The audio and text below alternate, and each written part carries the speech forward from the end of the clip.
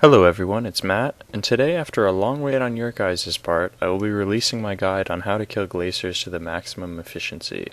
My methods, if used correctly, will allow you to achieve over 140 kills per hour and gain over 800k mage plus 260k constitution XP per hour.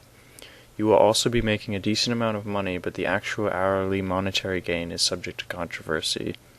I usually place the money per hour at around 2 mil, not including the boot drops.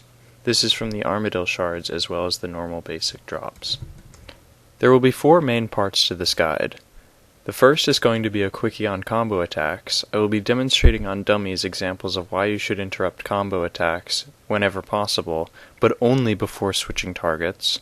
The second thing I will be showing is my gear, inventory, and action bar setup, as well as going over a little bit of partial replacements that you can use if you can't afford certain things. The third thing I'm going to show you are the 2 methods that I use to kill Glacors, as well as a slowdown on the ability rotation. The first method does not integrate Metamorphosis, but the second method does. Lastly, I will include some tips and tricks, as well as what to do if you kill the Enduring Glacite last. Alright, first things first. The reason I am going over combo attacks for the following clip is so I don't have to make another video backing up what I say, as well as for demonstration purposes. A lot of people say things in-game, as well as in videos on YouTube, that are not true, and they have not tested at all. The bottom line of this part of the guide, as I stated earlier, is to always interrupt any combo attacks immediately before changing targets. If you do this, your character will begin auto-casting quicker than if you did not. Since the most damage on the Glacites comes from auto-attacks for this method, this is vital to maintaining a high hourly kill rate. Keep in mind, though, that the speed of the Glacor kill comes from autocasting, and that might not be true for other monsters. Now to finally play these clips. You will see here on the lower clip that I interrupt the combo attack Concentrated Blast at the earliest possible visible sign that the combo attack has been completed, which is the 3rd hit spot appearing, and I do not interrupt it in the upper clip. Right after this, you will see me doing the same thing with Asphyxiate. You will notice that the autocasting begins at exactly the same second in both clips. This proves that there is no delay in your character beginning to autocast when you use a basic ability right at the end of using a combo attack. Therefore, it is always beneficial to do this, and even more beneficial to interrupt the combo attack even earlier if, for example, the Glacites pop out on the 2nd hit of Concentrated Blast. Alright, onto my setup. So first things first, I'm going to go with the ability bar. I have Anticipation and Freedom on there. Freedom is kind of nice if you get frozen by the Glacor. You can use Freedom and be able to move right away, but it's not good to waste to get Adrenaline up. That's what Anticipation is for. The abilities you want to make sure you do have on your bar, though, are Freedom, Rack, Impact, Concentrated Blast, Wild Magic, Asphyxiate, and depending on the method, Metamorphosis. You can put these in any order, it doesn't matter, you don't have to set it up like me, but this is just how I prefer it. So for my gear, I use Full Virtus, an Arcane Stream Necklace, Virtus Wand and Book, Comp Cape, Seer's Ring Eye, and I do use a Superior Scrimshaw of Elements, and you can use the tradable ones. They do increase the kill rate, like actually increase the kill rate noticeably when you don't have a Scrimshaw at all. But I just like to use the superior one, and I use like 20 or 30 Scrimshaws total, getting 200 mil mage. For my inventory setup, you need to make sure that you're on Ancient Magics. This is something I have not included until now. You are going to be using Blood Barrage, so you need to make sure that you have Blood Runes and Fire Runes. And the Charm Collector is really nice, saves you from having to pick something else up because looting is kind of stressed as it is. Make sure you have an extra yak pouch as well as scrolls, because if you're going to stay there for an hour like I do, your yak is going to die like 2 minutes before you're done. And I bring 2 overloads, 2 renewals. For adrenaline pots, I usually only use those if the Enduring Glacite dies last, but sometimes I just use them for fun to, use Wild Magic with Metamorphosis, which is kind of fun when it hits 10k. And I have a yak summoned that has a full inventory of super restores. This picture is based on the assumption that super restores are cheaper than prayer pots, and if they're not, just use prayer pots and bring 1 super restore for the summoning energy. Now I'm going to talk about some suitable replacements for the gear that I have here if you can't afford it. For the cape, you can get a god cape if you don't have a comp cape, and for the amulet, honestly, if you don't have 70 dung, I would go get it before finishing watching this video. But if you really don't, if you want to go to Glaciers and you don't have 70 dung, go with a Fury or a Glory or I guess an Amulet of Magic. For the ring, you can use a 6th stage circuit if you have the quest done, and if you don't, then just buy a normal Seer's ring, or if you have the dung tokens, you can use a Ring of Vigor. Those are pretty nice. For the Scrimshaw, you can buy a tradable one, or you can make your own superior ones. The superior ones are better and they last longer, but not everybody wants to waste bones on something like that. So you can also use Subjugation in replacement of Virtus if you want. That's probably the next best thing, and under that is probably Void, and then Arems, I guess, and any lower than that I'm not going to bother explaining. For the Wand and Book, you could get a Wand of Treachery or Arems Wand and Arems Book. Don't use staffs. This method is based also off of the fact that you can use Concentrated Blast. So don't watch this guide and then go think that a staff is the best, because staffs really stink at Glaciers. So just some things to think about. If you have any other suggestions, feel free to comment on the vid, but that's pretty much the extent of the people that are going to be killing Glaciers should have one or multiple of the things that I just listed. Alright, now for the actual Glacier killing technique. There is a black screen right now, and that is intended. So what I'm going to do right now is I'm going to play the clip of me actually killing the Glacier, and I'm going to play it at half speed or quarter speed, whatever is slow enough for me to talk for the entire thing. And then I'm going to go through at full speed. This is the non-metamorphosis method, and assuming you already have adrenaline. The first thing I do is I target the Glacier and use wild magic. Then I use concentrated blast, and I gauge when to interrupt it, whether it's going to be early or late, whichever will make the glacites come out. When the glacites do come out, I step back and I pick up the loot, and then I target the enduring glacite, letting one autocast fire, and then I step away again and use concentrated blast, which I immediately interrupt with impact. This is usually enough to kill the enduring glacite completely, but if it isn't, it doesn't matter, because I always switch targets to another glacite anyway. The autocasting from the blood barrage will kill the enduring glacite if it has any hit points left, usually before the other glacites die. So once the glacites are dead, I switch back onto the Glacier and I use asphyxiate. And you kind of have to gauge here when a good time to interrupt it is, but I kind of see that after this hit it's probably going to be pretty low, and so I interrupt it and it does kill it. So you have to be mindful when you're going to interrupt it. Let's watch it again a bit faster.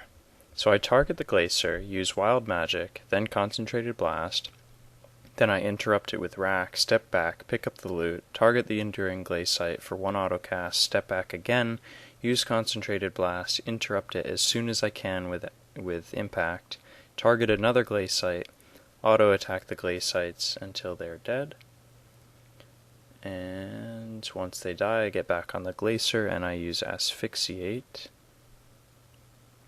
which is enough to kill it, and then I interrupt it with rack just to speed things up a little bit. Here I'm going to play it one more time at full speed without any interruptions. Keep in mind that for this method, it is the exact same thing for the Glaciers the entire time. You do this for every single Glacier, start off with the wild magic, etc., and finish off with an asphyxiate. The method never changes, and that's pretty much it.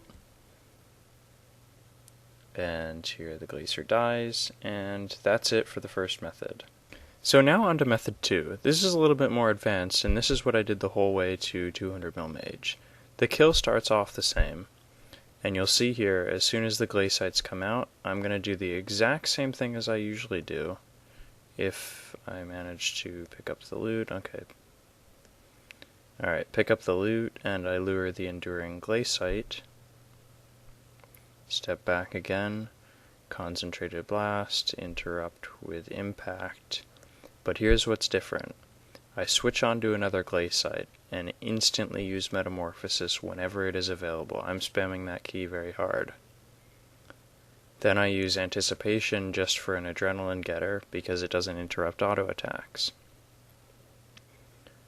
I run towards the glacier so that I don't have to use freedom. And then I let auto-cast go for sometimes 1, 2, or 3 hits, and then I use Concentrated Blast and interrupt it with Rack when I think the glacier is going to die. Then I attack the next glacier. Since I'm still metamorphosized, I auto-attack 2, sometimes 3 times, use Concentrated Blast, and interrupt it with Rack, but I might have done Impact here, I can't remember. Yeah, it is Rack. And then I attack the Enduring Glacier, and my Metamorphosis will wear off any second, and it will just turn into a normal kill. So I'll be finishing this kill off by using Asphyxiate on the Glacier after the minions are dead. And I kill the minions in the same way. So the minions are going to die in a second here. I'm switching back and forth so that the one that I'm attacking doesn't die. I can just switch back and forth really rapidly to make sure I'm always attacking. So I attack the Glacier and use Asphyxiate.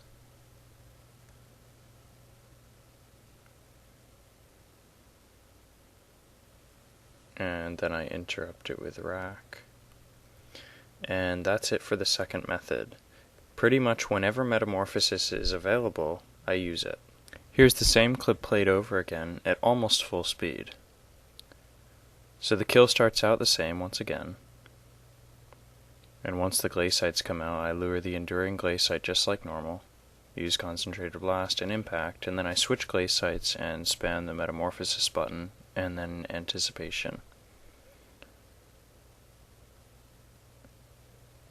When it comes time to kill the Glacier, I auto-attack 1 to 3 times, use Concentrated Blast, and then interrupt it when I feel is necessary with Rack. Attack the next Glacite with 1 to 3 auto-attacks again, use Concentrated Blast, and then Rack again. And then the kill turns into a normal kill. So pretty much for this method, I'm just using Metamorphosis as much as I can. Whenever it's recharged, when the Glacites come out, I use it. It's just slightly faster. It's not incredibly much faster, but it's very, very slightly faster. It makes about a half a kill difference every 5 minutes. So here you'll see me asphyxiating the Glacier, and that's that. The next screen there's going to be some annotations. The left side is going to be 5 minutes of Glacors with no Metamorphosis. I killed 11.5 in 5 minutes, and on the right side is going to be 5 minutes of Glacors with Metamorphosis, which is 144 kills per hour rate, and I killed 12 Glacors in the 5 minutes. Alright, it's time for the final part of the guide, which is going to be tips and tricks, and on the screen you're actually going to see a glitch that you need to watch out for. Sometimes chain will chain a Glacier that you are not currently fighting, and you'll have more than one on you. You can't attack that Glacier even until the first one you were originally fighting is dead. So just something kind of to watch out for. They don't really deal that much damage, and the only thing you can really do is kill the Glacier, the second Glacier that's on you after. So now you get to see me experiment with the luring of the Glacites. Something you want to watch out for is never to be exactly east, west, north, or south of the Glacier, because if you're on that line, then when you actually get the Glacites to spawn, you'll see it right here. When I lure the Enduring Glacite, they are on 3 sides of me.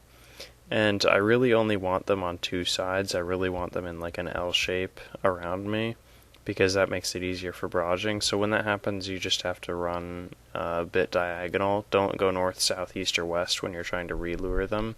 Just do it like a diagonal step or something like that, and that'll get them in the right spots.